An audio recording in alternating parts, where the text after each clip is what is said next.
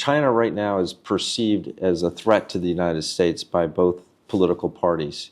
And China is an easy whipping boy for political propaganda. You know, it's easy to bash China as infringing on our rights and taking our jobs and whatever, doing all these evil things with TikTok and Huawei and blah, blah, blah. I think the rhetoric will die down as one, after this election is over, first.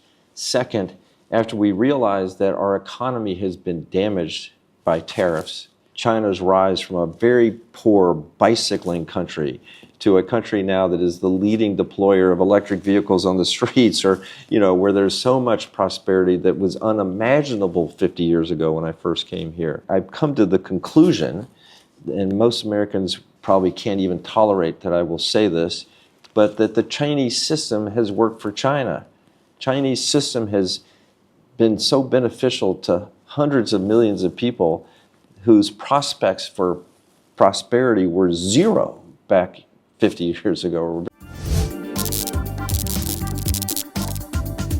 You've been to China more than 100 times, 150 times since the 1970s. Yes. So you witnessed the ups and downs of China-U.S. relations. At this particular time, are you optimistic or pessimistic about the future of China-U.S. relations? I'm realistic that this is probably a low point in U.S. China relations.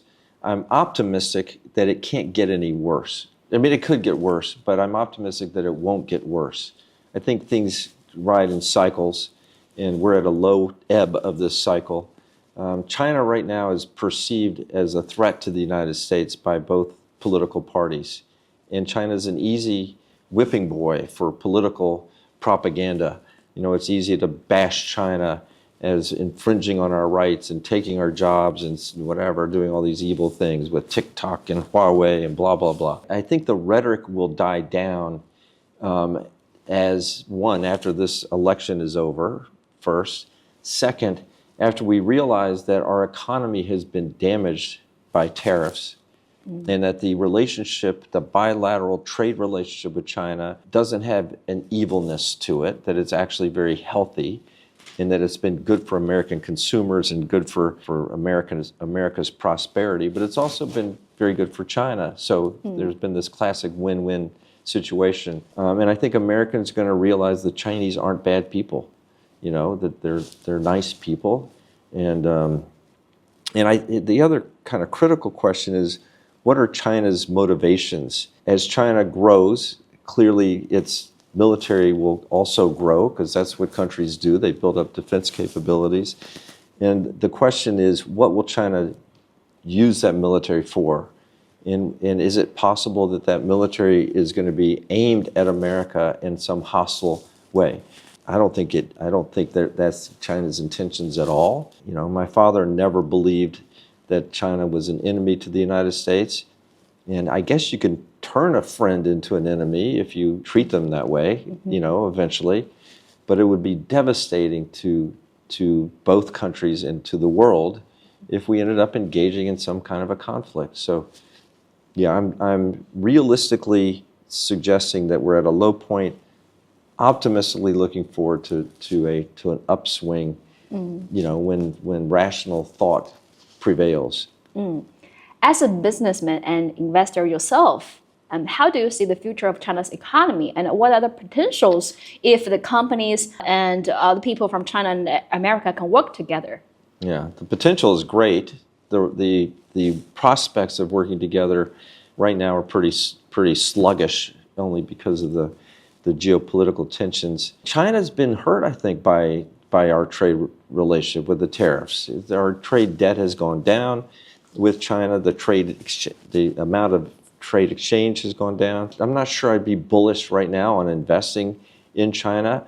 I would be bullish on the long-term prospects of China's rejuvenation, or, you know, rebounding. You know, COVID set things back. The geopolitical situation set things back. And China has a large enough consumer population and a large enough center of innovation. There are many entrepreneurs, there are many small and medium-sized businesses that will grow and become, you know, prosperous. So I wouldn't bet against China's economy. I'm not an economist, But just from what I hear on the streets and what I read, I wouldn't predict China's robust growth anytime soon. Like you mentioned before, you came to China 150 times in the past few decades. Have anyone asked you why? Why you go to China so often? Yeah. That's a great question. My wife asks me that all the time. Why are you going back to China? I really love my visits to China. I started in 1975 when I was a 20-year-old man. I was in college, and I came and saw firsthand China during the Cultural Revolution, the end of the Cultural Revolution. And since then, I've been coming back just about every year. Not every year in the 80s, but since then, I've come back frequently during every year. And it's been a remarkable thing to witness China's rise from a very poor bicycling country to a country now that is the leading deployer of electric vehicles on the streets, or where there's so much prosperity that was unimaginable 50 years ago when I first came here.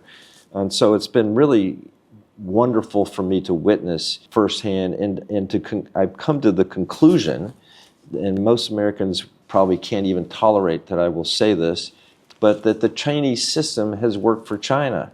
Chinese system has been so beneficial to hundreds of millions of people whose prospects for prosperity were zero back 50 years ago, or very limited under the old system. And so with the opening, with the U.S. China bilateral trade, and with the global trade, with globalization, China has risen. And so I come back for business. I come back to promote my father's long-standing legacy interests in having respectful dialogue, in having better understanding, in finding ways to collaborate on major issues. When I wear the business hat and when I work kind of on behalf of my father's legacy interests, it brings me back frequently. This is my 6th trip to China this year, for example.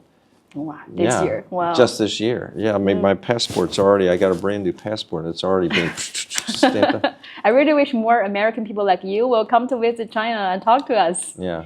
The only time I've ever been in the presence of President Xi was with a group of distinguished leaders, and I was asked to give a speech. There was like 3 or 4 of us who were asked to give like a 3-minute presentation to the president. So I told him during my speech that I'd been to China like 150 times or something. And afterwards he said, you need to get more people to be like you, just like you did. You need more people to come. And it's true. If you come and visit a country and you have preconceived notions of what it's going to be like, and those notions are challenged by the reality that the people are friendly, the food is great, the progress is tangible. You can see all this progress being made, and there's real evidence if you actually take time to come and look. Today I came from Beijing on a high-speed rail. Just cruised along, at a very high rate in a comfortable, train car. We don't have those in America, and I don't know if they're economically viable or successful in China, but it's something that I'm kind of jealous of. I wish I could get on a high-speed rail to go from Houston to Austin, in my state. It would make so much sense, but we haven't been able to work around regulations or the restrictions to get it done. China gets things done. I've also visited America many times and talked to a lot of local people there. Yes. And I find a lot of people actually very nice to us. Yes. But of course, there's certain amount of misunderstandings, misinformations once they know that I'm from China. Yeah. So, and I think the other day I saw the news that I think the House of Representatives passed a bill to use $1.6 billion US to deliver anti-China narratives overseas. So, I mean... Really? I didn't see that. Yeah, there's a news, so it's possible that it will pass into law. So there's an effort in certain misinformations. So with that, misinformations and cause certain misunderstandings, how can we bring the people from both countries together to make sure we understand each other? Yeah, that's very difficult I have no idea how that's going to change. I do think that we're at a low ebb. I do think there's going to be improvement in the ties. And I think there are going to be more direct and more transparent and accurate communications about facts, what China's motives are, how tariffs affect individual consumers in America, and all those kinds of things. And eventually things will swing back to a more positive direction. But yeah, you're right. Right now, America, Have you ever heard of the book Destined for War? It's a book by a professor from Harvard who did a study of 16 cases where an established power like the United States, the strongest power, faces a rising power. In today's world, China is a rising power. And in 12 of the 16 cases, it ended up in war. This is over the past 600 years. It ended up in war.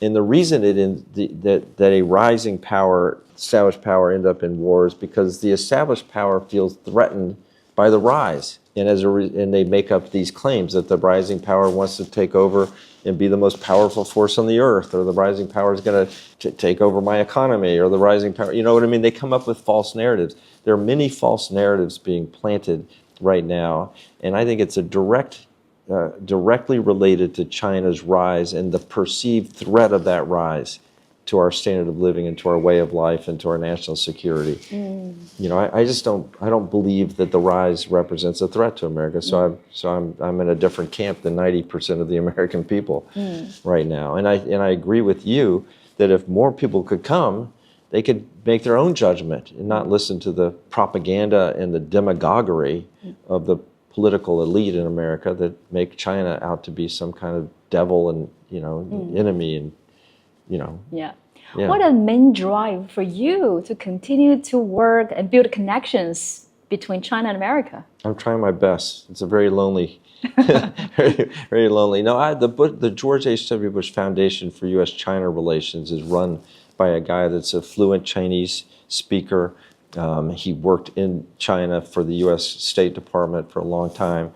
He has the same sensibility that my father had about, you know, establishing dialogue. So we host dialogue we have a party to party where a CPC group has a meeting with Republicans and Democrats. So we host military to military, you know, conversations, kind of track two type dialogue. We have a conference every once in a while. So in the spirit of George H.W. Bush, we try to bring people together. And it's true that if you sit in a room with somebody and you look them eye to eye and you listen respectfully, you can't help but be empathetic or, you know, learn from and lowers tensions. You know, it creates kind of an opportunity for working together. And so we need way more of that, people to people, government to government, business to business. We need way more interactions between both sides to lower the distrust and the fear. We're here at the World Manufacturing Convention. Yes. What's your perspective? What's your vision for the future of this manufacturing convention? Do you see that Europe, China, North America, Australia, we can all work together? I hope so. Yeah, I'm not a manufacturing expert. I'm not an economist. But I do believe that there's going to be growing pressure on economies for economies to be more efficient. You know, the Chinese are going to suffer from a population decrease, and there's going to be a bunch of old people retiring. And so what kind of productivity is going to come to support, you know, the retirement of these large populations? We need, and not just China, but globally, there needs to be an increase in manufacturing efficiencies, you know, so that we can have higher rates of productivity to meet the growing needs of citizens around the world. And so, to me, it seems pretty logical, and maybe I'm living an old school thought process here, but globalization has worked very well in helping to share best practices, share technologies, share innovations, and that kind of thing, it benefiting people all across the globe. And it would be my hope that conferences like this and others around the world can lead to more like joint research for innovation, like real applications to help increase efficiencies in manufacturing globally. I don't know. So I hope this is the kind of thing that will be a positive influence on making the world a better place. And I'm happy to be here. Thank you so much, sir.